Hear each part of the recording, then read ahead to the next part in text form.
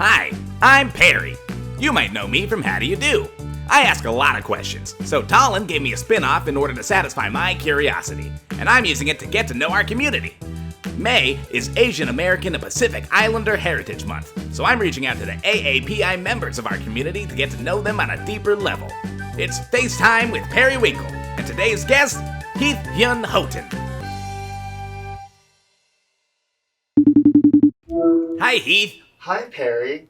Thank you for having me today. I'm really happy to be here. I'm really happy you're here. Do you mind telling the people at home more about yourself? My name is Heath Hyun Houghton, and I'm a Korean-American actor and writer living here in Portland, Oregon. I was very lucky to be able to spend almost 3 years living in South Korea, and during that time I got to study and learn a little bit about Korean performance styles.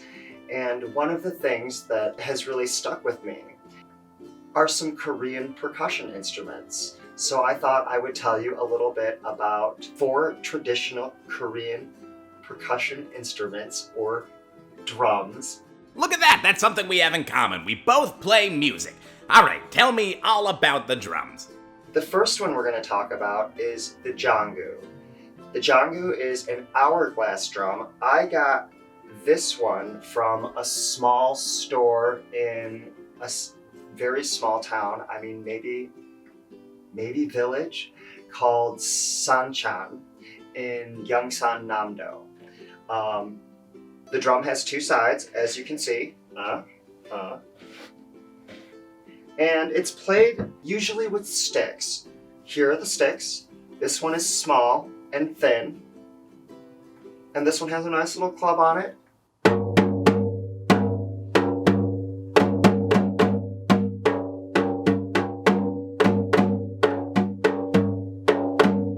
Fun, huh?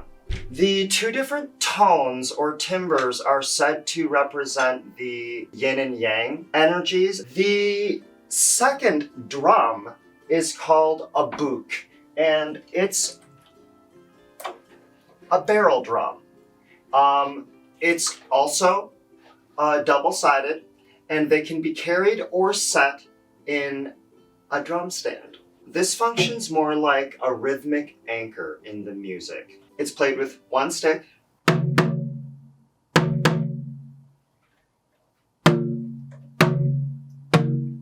can be carried or can be set on a stand, like I said.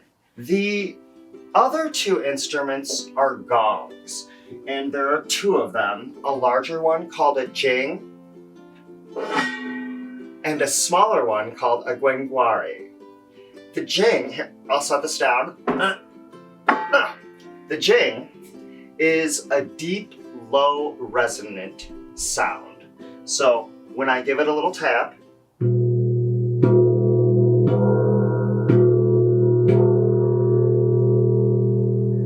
it has a nice low hum. The Kwenggwari, on the other hand, is a much different sound. I'll hit it with my hand first. You can kind of hear a tinniness to it, but it's played with this hard mallet. And when it's hit with a hard mallet, it has a very loud, resonant tone. I know. It's very intense. It is interesting.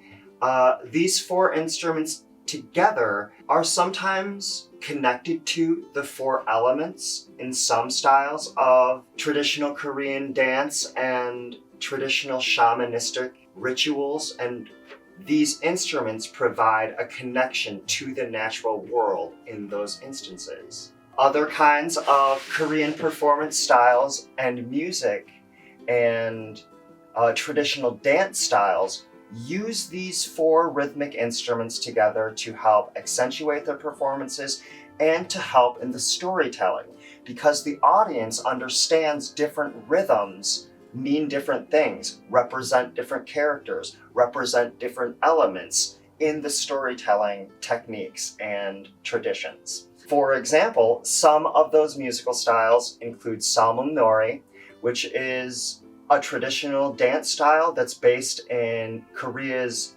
agricultural society and culture. Pansori is a musical storytelling style that often uses one, a few, or all four of these percussion instruments in their performances and in different stories.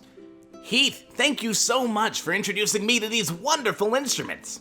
Thank you so much for having me here today, Perry. I really appreciate having the opportunity to share a little bit about these instruments with you and your audience. Bye! Talk to you soon! Want to know more? Me too! Check out these resources in the description to keep engaging with our Korean American community. Oregon Korean Performing Arts has lots of performance videos featuring some of the instruments Heath just showed us. Korean Society of Oregon and Oregon Korea Foundation both do great work to preserve, promote, and share Korean cultural heritage. And Yeondae is a collective of Korean American adoptees, providing resources to help eliminate injustice. And what you learn after that is up to you. See you next time on FaceTime with Perry Winkle.